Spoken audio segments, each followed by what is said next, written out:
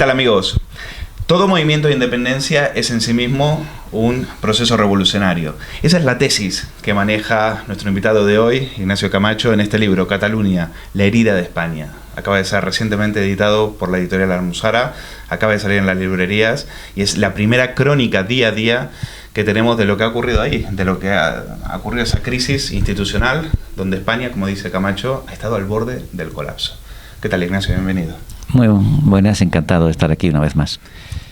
Efectivamente, a mí me parece si hay una tesis, si hay una idea que se separa del resto, es lo que tú llamas ese componente revolucionario. Es decir, hemos asistido a una revolución con un componente de posverdad, pero un componente de populismo también. Esa me parece de lo más interesante. Cuéntanos un poquito sobre eso. Sí, lo de octubre, la revuelta de octubre fue un movimiento revolucionario, transmitido en directo, como si fuera un partido de fútbol, por cierto, en parte por el mismo operador que opera el fútbol.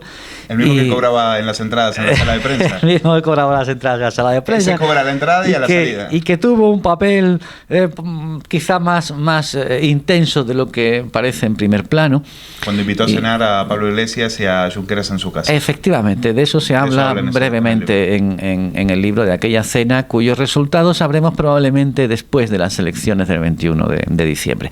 Y yo creo que efectivamente lo de octubre, la revuelta de octubre, fue un ensayo revolucionario posmoderno, en el sentido de que agrupaba los dos grandes componentes políticos de la posmodernidad, que son el nacionalismo y el populismo, aunque vienen evidentemente desde el siglo XX, y además integraba un ingrediente nuevo, que es el ingrediente, digamos, digital, el ingrediente 3.0. Yo digo en el libro que es la primera gran revolución, el primer ensayo de revolución 3.0 de Europa. Quizá tras la experiencia ucraniana, que fue bastante fallida, pero el Brexit, más que una revolución, fue digamos, un movimiento de opinión, ¿no? De opinión pública. Esto fue una revuelta con su estrategia de calle, con su cultura de estadio, como le llama el filósofo Sloterdijk, es decir, esas manifestaciones compuestas con un diseño panorámico para ser retransmitidas desde cámaras, desde drones, desde televisión, para provocar efectos de opinión pública. Es la gran herramienta populista, la propaganda, la posverdad, las redes, el uso de las redes, las manifestaciones y las huelgas se convocaban a través de redes sociales, de grupos de telefonía, de teléfonos móviles, de grupos de mensajería móvil. Creo que en este sentido el independentismo catalán, que llevaba años preparando esta revuelta, este movimiento, lo ha hecho con enorme precisión. Es decir, de hecho, hombre, visto desde ahora, nos parece ya que, como ha deflactado, nos puede parecer incluso increíble que todo eso llegara a poner al borde del colapso a la democracia española. Pero la democracia española estuvo entre el 1 y el 5 de octubre, hasta que cuando habló el rey, contra las cuerdas. Curiosamente, porque además el Estado reaccionaba, digamos, de una manera analógica. El Estado reaccionaba con burofaxe frente a un desafío puramente 3.0, puramente digital. O sea, como que el gobierno no entendía. No sabía contra qué se enfrentaba. Efectivamente. El gobierno, por ejemplo, la perplejidad del gobierno cuando el día 1 de octubre en el referéndum, en la falsa consulta, la consulta ilegal, se enfrenta a un movimiento de propaganda que amplifica, exagera y distorsiona los ejercicios de autoridad democrática, en el fondo, que hizo la policía con episodios violentos para convertir aquello en una especie de Ucrania, de Maidán a la catalana, a la española. La perplejidad con la que reaccionó el gobierno cuando se dio cuenta de que había perdido por completo en unas horas la batalla de la propaganda en toda Europa es para estudiar por los científicos de la sociología digital. Y, perdóname, Luis, sin embargo, de repente todo esto se frena por el procedimiento más antiguo del poder, que es un papirotazo, es decir, un golpe de autoridad democrática. El rey. No, el 155. Pero decías al rey porque me parece que en esta recopilación de artículos tuyos el rey ocupa un lugar muy importante. Es decir, la aparición del rey, sí, con ese discurso en aquel momento, hay que recordar, uno ya, claro, ha sido todo tan vertiginoso, tan rápido, de ¿verdad? Fútbol, sí, donde en pocos minutos cambiaba todo de la noche a la mañana, pero hay que recordar que en ese momento, hasta que no aparece el rey, eso parecía que no tenía solución. Y el discurso del rey da vuelta sí. las tornas, ¿no? Había un estado de colapso. El gobierno estaba a cao después del 1 de octubre, insisto, con esa perplejidad que ve que además ha perdido la batalla de la comunicación en toda Europa, que desde Bruselas, incluso sus aliados europeos le dicen: no emplees tanta violencia, tienes que ser más cuidadoso, etcétera. Hay una huelga en Cataluña el día 3, donde grupos organizados iba a decir de masas, pero bueno, no eran de masas, pero eran grupos numerosos de gente muy bien organizado a través de los brazos civiles del independentismo, hacen movimientos de acoso a la policía a la policía y a la Guardia Civil desplegados en Cataluña. Hay un momento en el que realmente parece que el Estado va a quebrar, que va a perder ese pulso, y eso se cambia, tiene un punto de inflexión cuando sale en la noche del día 3, sale el rey, y sale porque ve el peligro. El rey atisba rápidamente, es el que interpreta que aquello está a punto de colapsar el Estado constitucional y que se necesita poner pie en pared. Y por eso el discurso del rey no tiene una sola fisura, no pronuncia la palabra diálogo, es decir, dice autoridad. Que el argumentario del gobierno está claro, dice autoridad constitucional, y cierra toda posibilidad de que el conflicto se resuelva de otra manera que no sea con el triunfo del Estado. Esto también es muy propio de nuestro presidente del gobierno, que siempre se parapeta detrás de alguna instancia superior. Draghi en el caso del rescate financiero, y aquí el rey lo hace salir por delante, y de alguna forma es el rey el que avala un consenso constitucional para parar de cualquier manera el golpe. ¿Cómo cayó el discurso del rey en Moncloa en aquellos días?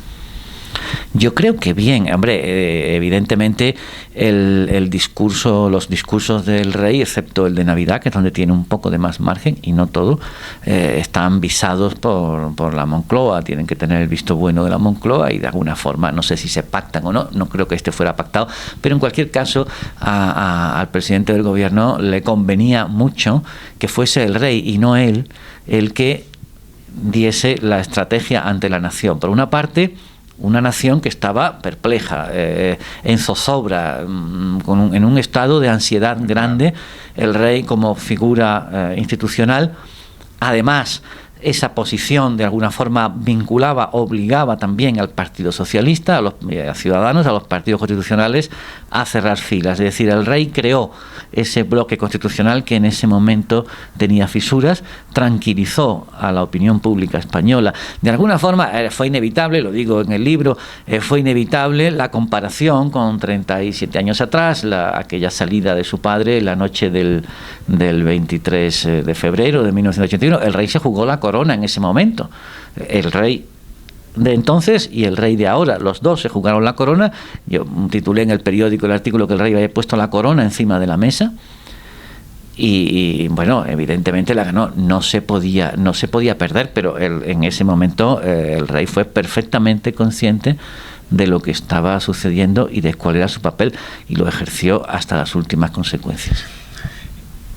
En una reciente entrevista que le hacen a Alfonso López Tena, que era, bueno, pasó por Esquerra, después estuvo con el partido de Laporta, y es el que acuñó el lema de España nos roba, sí, ¿no? Y ahora es muy crítico con todos estos del proceso.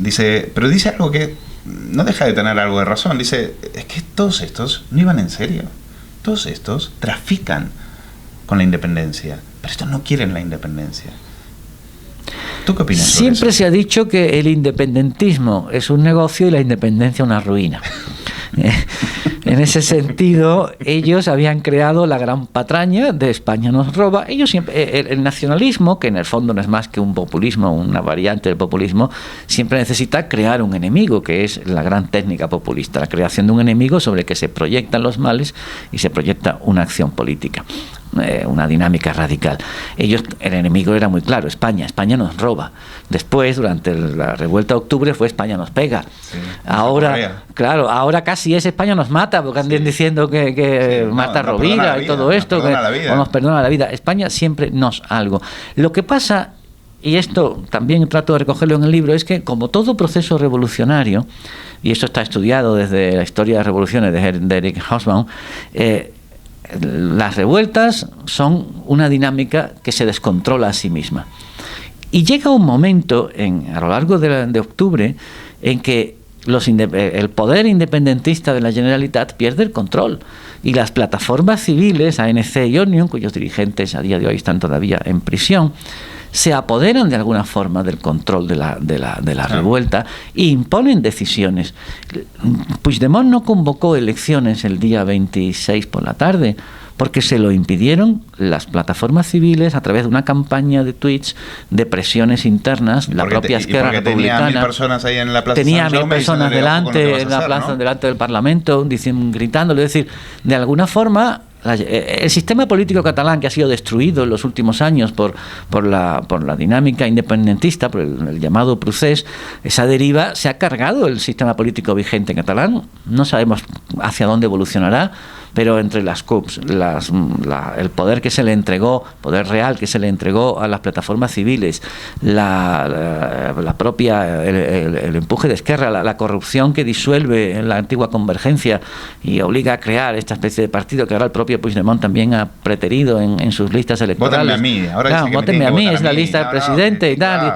Bueno, todo eso ha hecho trizas el sistema político convencional de Cataluña. Y era evidente que una nomenclatura con esa precariedad, en un momento de convulsión, perdía el control de los acontecimientos. Pero tú que has hecho política durante tantos años, ¿tú pensaste que ibas a ver esa información política? Si dices que he hecho política, sí, parece que he estado en ella. No.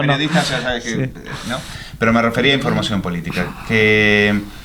¿Tú pensaste en algún momento que ibas a poder ver esa especie de Macondo dentro de España, esa especie de realismo mágico? Porque a ti te ha pasado, me ha pasado a mí, tener que explicarlo. Cuando te llaman de fuera, es que eso es muy... que es surrealista, es decir, un tío que sale como Puigdemont, que lleves a decir que declara la independencia pero la suspende para dialogar y que después se va con unos amiguitos, firman un papelito y dice que hay que declarar la independencia y después le preguntan si la ha declarado y no sabe qué contestar. No sabe. Ignacio, eso es muy complicado. Sí, fue todo visto con cierta frialdad desde sin la calentura y sin la zozobra de aquellos momentos. Todo parece una cosa bastante esperpéntica, es decir, esto solo se puede relatar desde la lógica de Chiquito de la Calzada, ¿no? Es Puigdemont de la Pradera, que en paz descanse, se convierte en Puigdemont de la Pradera y al final se va corriendo a Bélgica, en fin, una cosa delirante. Sin embargo, todo eso ocurrió y realmente el Estado estuvo a punto de zozobrar. El Estado democrático, el Estado constitucional del 78. ¿Y qué fue lo que lo salvó? Es decir, en esa situación de zozobra hubo cosas que se nos escapaban, que no las esperábamos. Por ejemplo, el resurgimiento del sentimiento español. Sí. Que había estado ahí, que uno ya no daba un duro por ello, porque francamente sentirse español en Cataluña era algo prácticamente heroico, y sin embargo va y sale.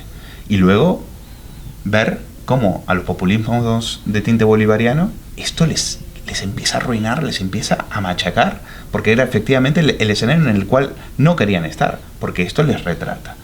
Con lo cual, la política, al fin, siempre a algunos les vino como un boomerang.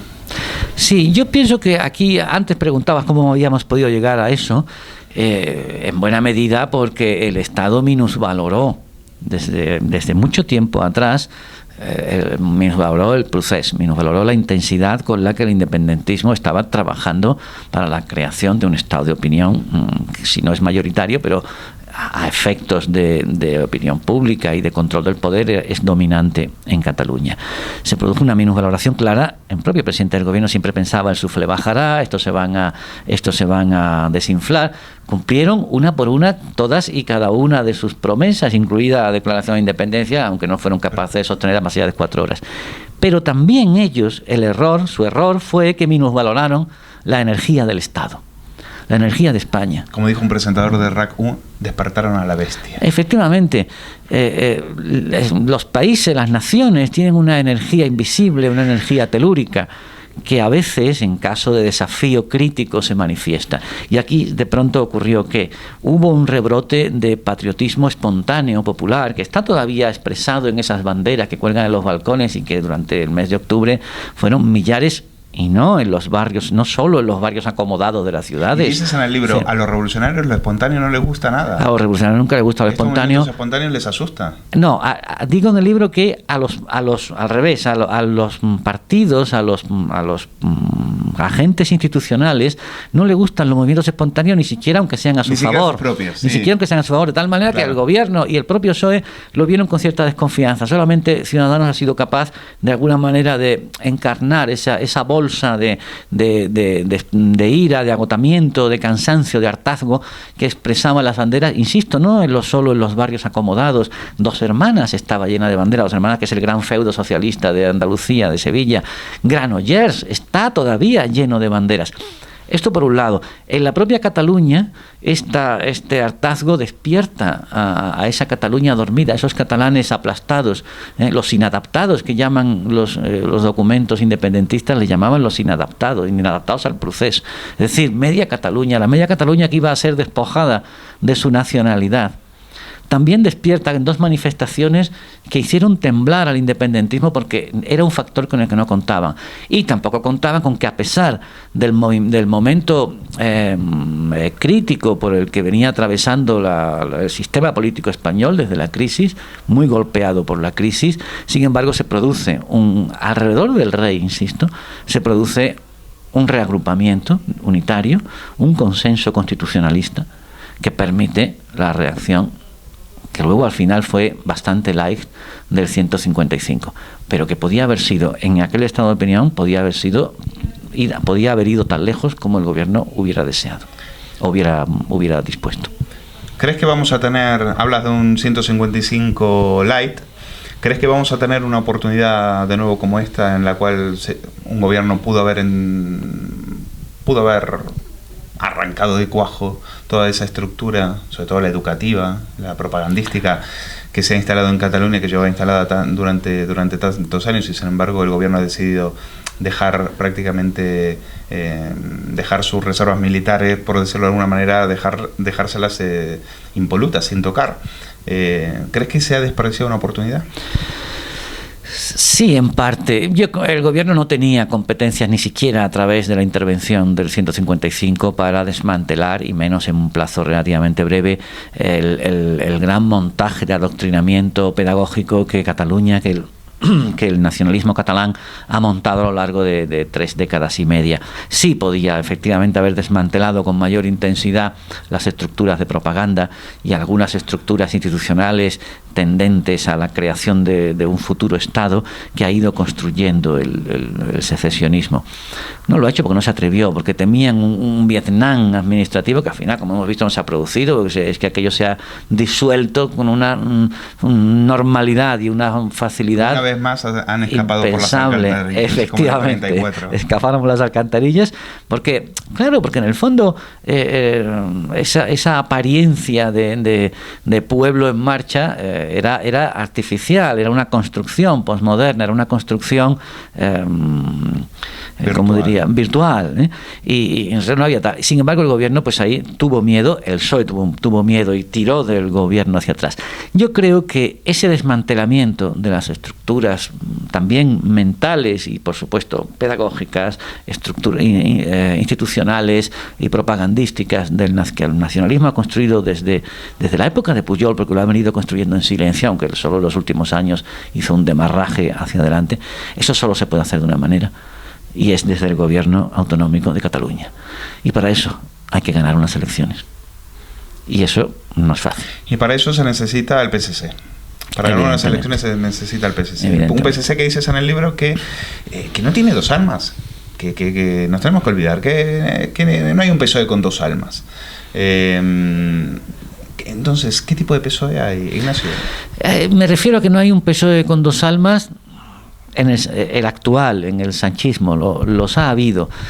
Sánchez tiene un proyecto que personal, evidentemente personal, al servicio del cual está, iba a decir reconstruyendo, pero no sé si reconstruyendo o de alguna manera disolviendo las viejas estructuras del partido.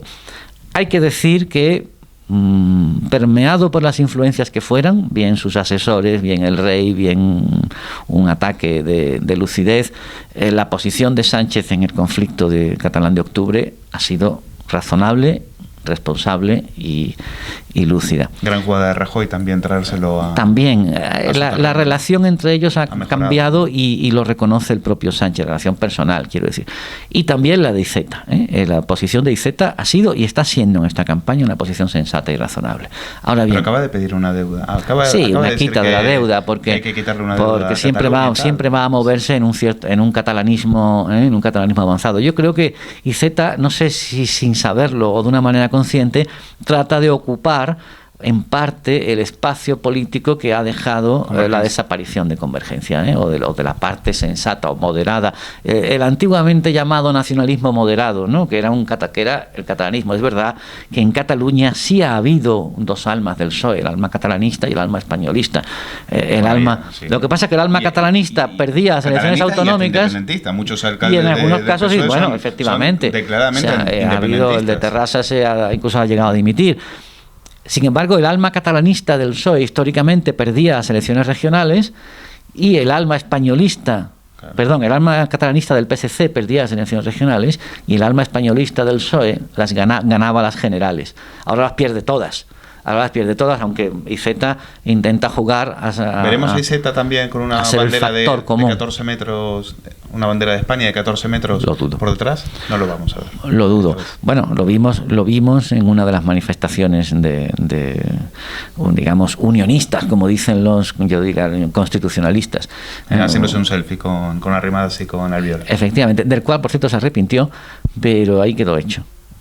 Se arrepintió o le dijeron que se había pasado en la pólvora, pero es que también había un momento emocional importante, era un momento de recuperación de una Cataluña invisible. ¿Y qué va a pasar con Podemos? Porque por un lado tenemos a una Ada Colau que ella dice que no es independentista, lo cual es muy difícil de creer porque ha sido prácticamente la primera en ponerse detrás de las manifestaciones, la primera por lo que ella llama los presos políticos. Le han dicho que quite la pancarta esa que ha puesto en el ayuntamiento porque en España no hay presos políticos.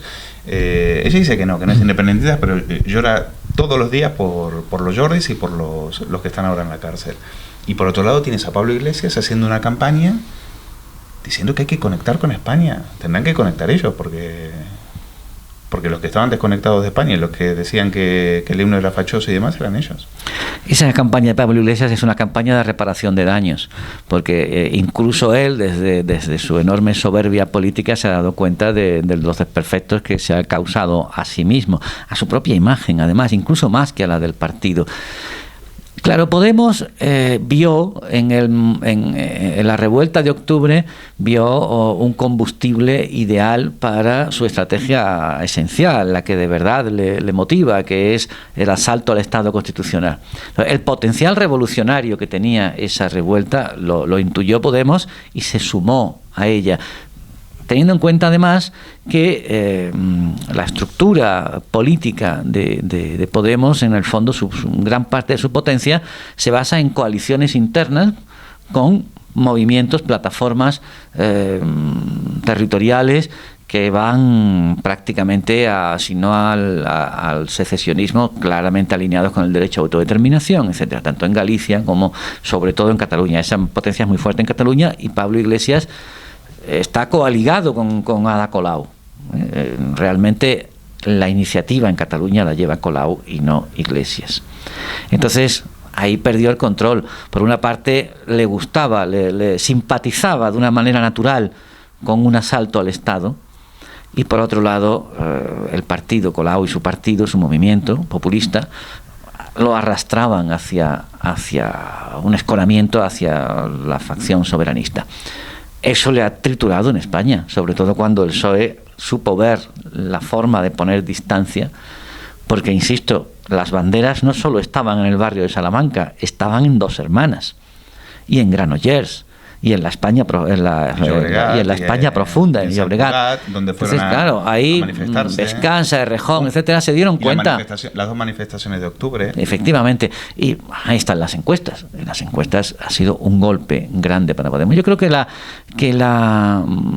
revuelta ha tenido dentro del destrozo que ha causado en la imagen de España, en la economía de Cataluña y de España. Nosotros siempre decimos lo que pierde Cataluña, pero es que Cataluña es España. Por tanto, eso es un lastre general para la economía, para la marca española, que ahora mismo es un chicharro, es un país con problemas territoriales. Pero ha tenido dos efectos positivos.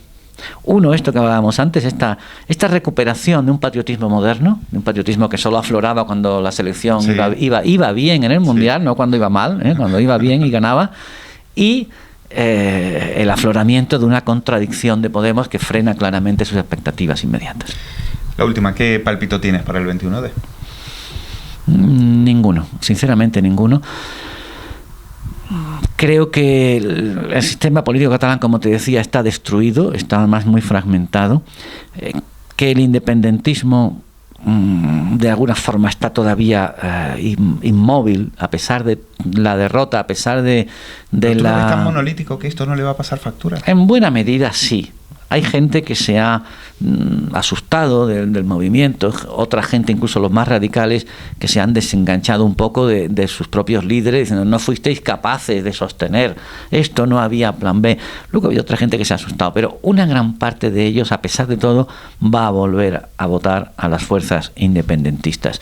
De modo que está por ver hasta qué punto la sacudida de octubre ha generado una parte de reflexión en esa Cataluña que es catalanista, que se siente agraviada por España, pero que ha visto que el proceso de independencia era un disparate, que costó la fuga de empresas, etcétera, etcétera, y hasta qué punto eso se puede embalsar en un voto constitucionalista del tipo PSC o algo así.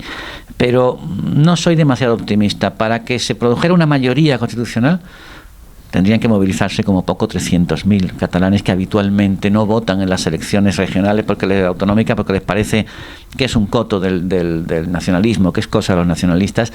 Movilizarse es mucha gente y luego habrá que ver si el resultado que saque Podemos es suficiente para desequilibrar, porque a Podemos no se le puede contar en ningún caso en el bloque constitucionalista. Tampoco es estrictamente independentista, pero en el momento que está a favor del derecho de autodeterminación está contra la Constitución del 78.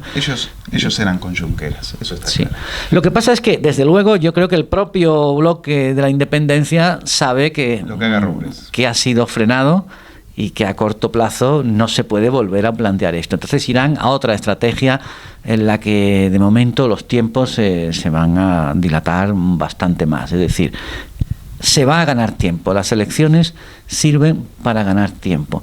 Si el Estado no aprovecha ese tiempo para instaurar una cierta pedagogía de la frustración, quiero decir que esto es una expresión del filósofo Javier Gomá, creo que dice que hay que enseñar al nacionalismo catalán a gestionar sus propias frustraciones y decirles que lo que pretenden es imposible, como se le dice a los niños cuando te dicen que quiere ir a Disneylandia estas Navidades y tú le dices no es posible, no podemos, no tenemos dinero. Pues la independencia es una Disneylandia a la que el nacionalismo debe saber que no va a llegar y por tanto moverse en el espacio de lo posible. Pues ya lo saben, Ignacio Camacho, Cataluña, la herida de España. Vayan corriendo a las librerías porque ya se está agotado. Está editado por Almuzara. Gracias, Ignacio, por estar con nosotros. A vosotros, un placer.